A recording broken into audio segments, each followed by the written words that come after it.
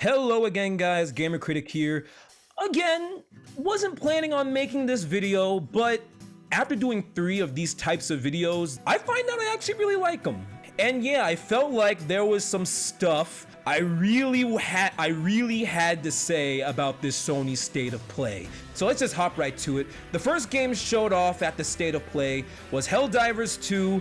I've said it once, I said it again, I don't entirely. I am gonna play Helldivers 2 with a good friend of mine, but really it's only because we have a bet going on that if I play Helldivers 2, he'll play Suicide Squad, so it all really works out in the end. But if I'm being honest, Helldivers 2, again, looks fine. I don't have anything to say about it. I mean, it looks perfectly acceptable. I mean, the gunplay looks cool, mechs look cool. I've talked about it once, I'm not really gonna talk about it again. Looks fine. The first game that really had my attention came after Helldivers 2, and it was Stellar Blade.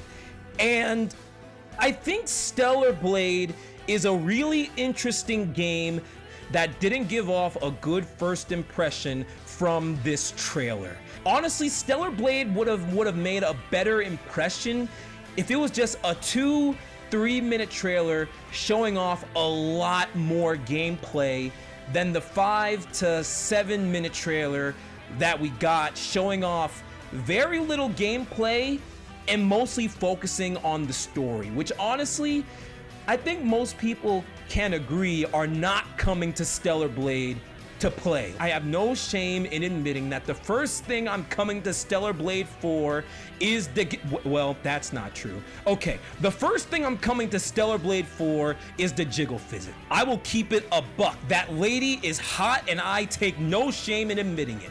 But after the jiggle physics, I'm coming to this game for the gameplay, which looks like Nier Automata in the best way. But the last thing I'm really coming to Stellar Blade for is the story.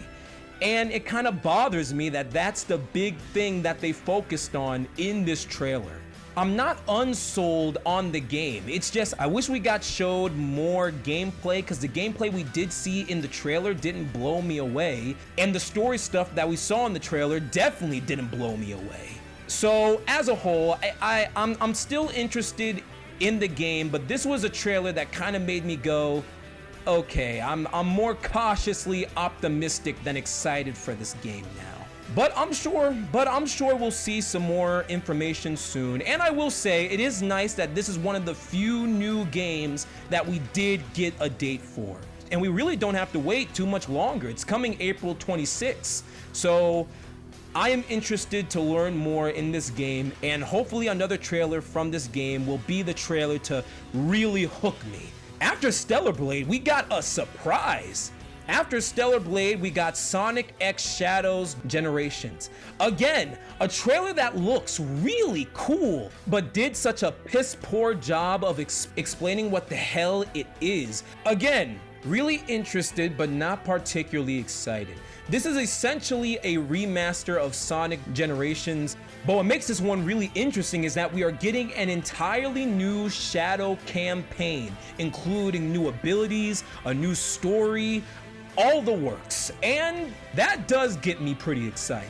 So I'll probably pick this game up. We don't have a date yet, but it's coming autumn 2024. Let's see if it can actually stick to that date, but we'll see.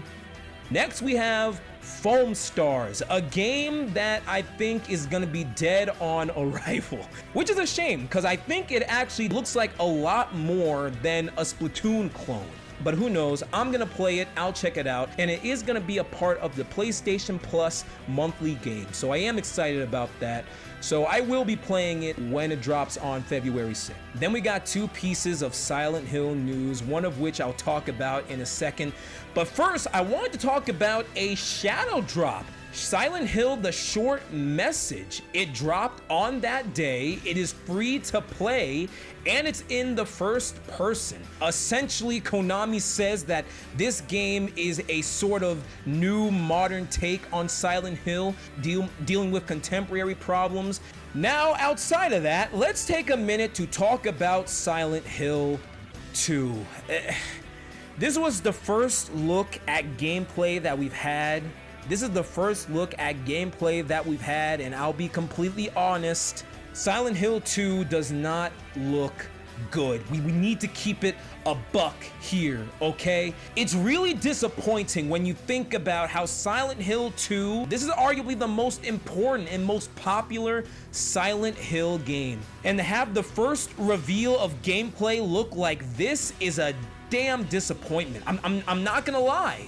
And especially since Silent Hill 2 is coming out in 2024, this is scary. I mean, there's some good stuff in this trailer because Blooper Team, if there's one thing Blooper Team is good at, it is atmosphere and animations. I think the atmosphere of the game is on point. What loses me in this game is the combat. It's being developed by Blooper Team, so by all accounts, this is kind of out of their comfort realm because this is something that they don't do very often. That they wanted to try something different, that they really wanted to get out of the first-person psychological horror. I don't necessarily blame Blooper Team for how rough and janky the gameplay looks. I really blame Konami because Konami, by all accounts, should be throwing all the money at Blooper Team to make this game. Blooper Team is already a relatively small team. Like, their budget isn't gonna be astronomically high. Again, these are just some predictions, right? But honestly, I feel like Konami probably isn't giving Blooper Team the money that they need. And if that's true, that's a damn disappointment. Because if they're remaking Silent Hill 2, they should be willing to give this game literally all the money that it needs and deserves. And I still think that Blooper Team, despite them being out of their comfort zone for this game, is honestly the best choice to make this game. Because if there's one thing all their other games are good at, they are masters of atmosphere and environmental storytelling. And that is essentially what Silent Hill 2 was. And I feel like Blooper Team are the masters of doing that. So I still think they are the perfect pick for this game. But if Konami doesn't help them out and give them the money that they need, then honestly, Silent Hill 2 is going to be rough. All I can say is the game is still early in development. I hope Blooper Team can make this game work, and I really hope the next time that we see this game, it really has a better showing. This was a pretty rough first impression. Now on the flip side, after that, we got our first real gameplay look of Judas, which on the other hand, looks awesome.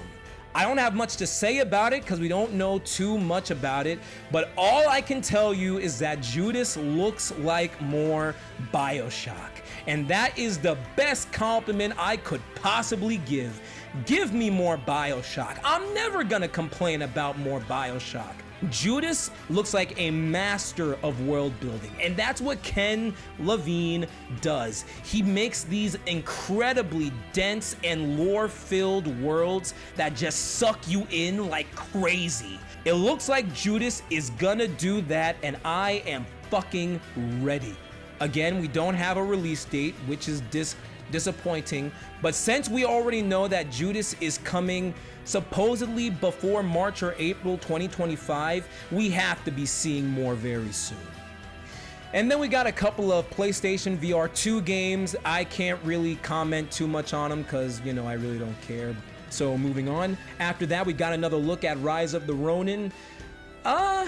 This one looks like a cool game. I like the gameplay and the combat, and I like how there's different modes of transportation. That is cool. This kind of looks like other Team Ninja games, if I'm being really honest. It looks like it's gonna have a greater focus on story, which I think is neat. But coming out on March 22nd, so we'll see if this is a game if I pick up or not. After that, we have an Until Dawn remake being remade on Unreal Engine 5, which is cool.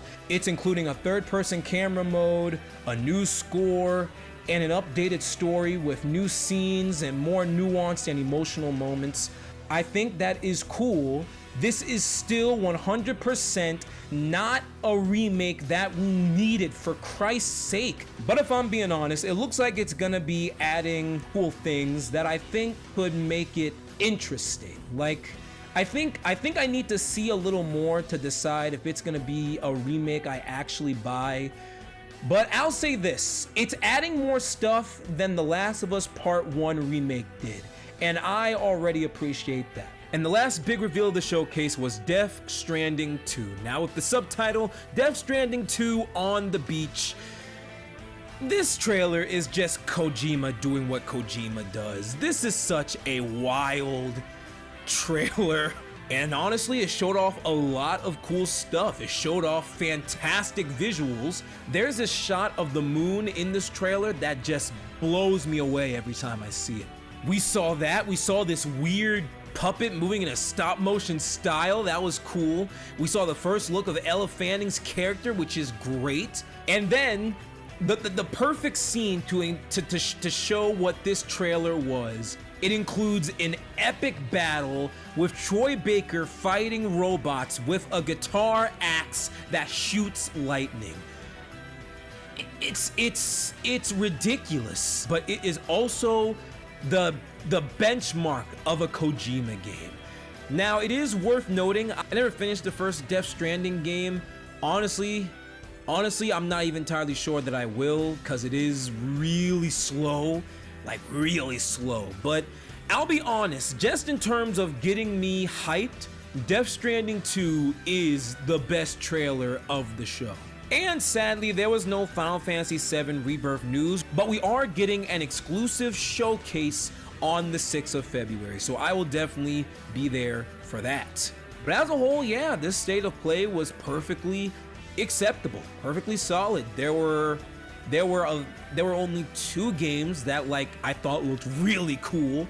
That was Judas and Death Stranding 2. Everything else I can confidently say that I'm interested in. But all these trailers I really need to see more of. Like, I need to see more on Stellar Blade. I definitely need to see more on Silent Hill 2. So, you know, a lot of the trailers really didn't blow me away, but the few trailers that I thought were really cool. And the biggest takeaway from all of this is I really want to see more of all these games. We just kind of have to see some better footage for it. But yeah, that was my thought on the Sony State of Play for January 2024.